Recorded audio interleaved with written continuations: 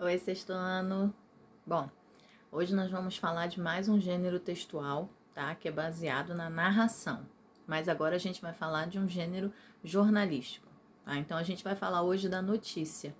A notícia é um gênero textual de base narrativa. Por quê? Porque a notícia ela conta um fato e a narração a gente sabe que é contar uma história, certo? Porém, ela não por ser um gênero jornalístico, né? Ela é objetiva. Então, ela conta fatos reais, objetivos e a função da notícia é informar, ou seja, é dar à população uma informação relevante, tá? Então, o gênero notícia, apesar dele ser narrativo, ele é um gênero objetivo. Por quê? Porque ele tem essa função de dar uma informação, tá?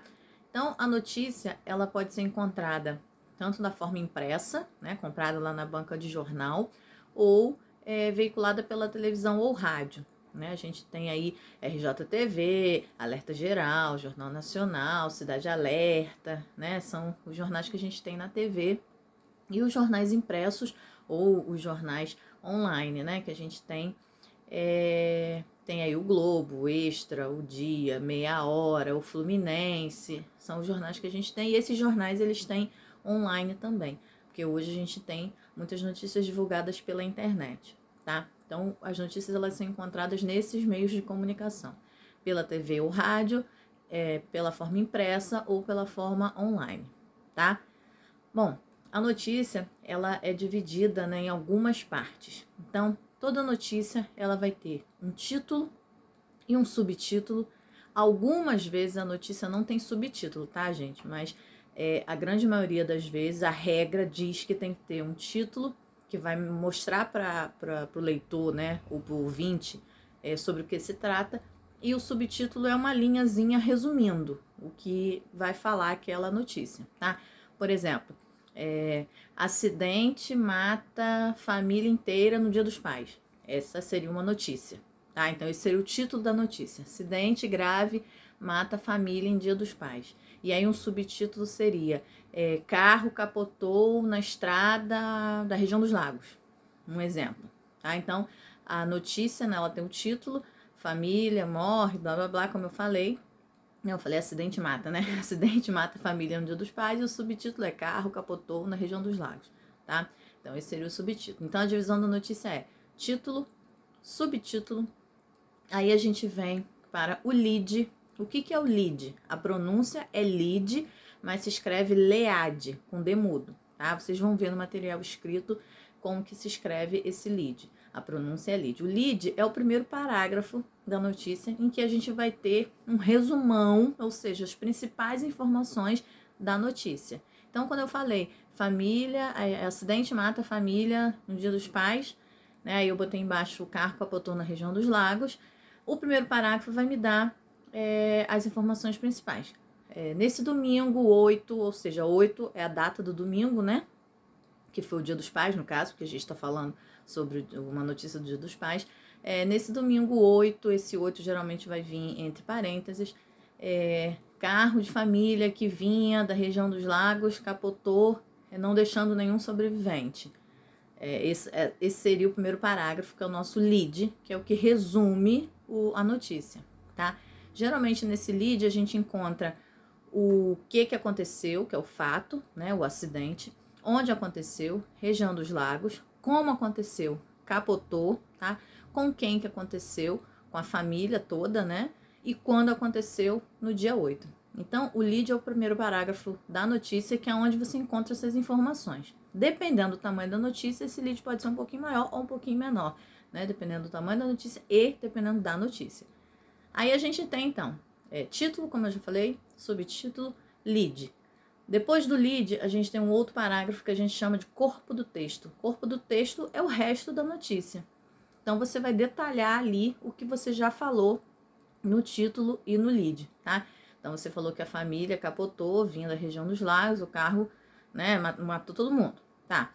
E aí, no corpo do texto, que é o parágrafo que vai vir após o lead, você tem essas informações. Bombeiros chegaram ao local e tal, tentaram resgatar, a família ficou nas ferragens, enfim, vai detalhando os fatos ali. Testemunhas contam que o motorista perdeu a direção ao fazer uma curva. Essas informações você vai encontrar no corpo do texto, que são informações que vão acrescentar o seu lead, tá? Porque lembra que a notícia ela serve para dar informação. Então, a notícia já vai dar um impacto do que está sendo falado aquele texto. No lead vai dar as informações principais, que é o que, o como, o quando, o onde, com quem.